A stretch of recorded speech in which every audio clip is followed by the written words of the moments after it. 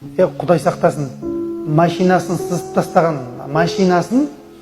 тастаған ғой бір бала.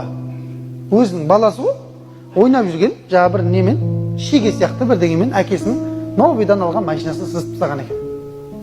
Білесіздер ғой? Ой, машина деген бәле болды ғой, біреудің машинасына тиіп кетсең болды, атылып арыстандай жұлқым шығады машинаның ішінен. Бергел деп. Бір машинамен туылған адам сияқты бір. Не деген жүрекке кірген деймін да, анам машинаның жүрекке кіргендігін қарасаңшы. Ана баланы аямай қолынан ұра берген не істеген? Баланың қолы істемей қалған, қолын кесіп тастаған баласын. Кейін жылап жатыр.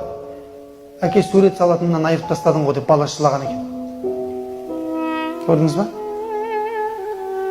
Балам, дүниенің машинасын алдың әкеп берер едім, кешірші мен деп әке жылаған екен. Көрдіңіз ба? Ашуымен ана істеп тастады. Не керек? Не үшін сол? Болмайтын бір қаңылтыр үшін, қаңылтыр үшін сатып жатыр адамдар бір-бірін бар ғой.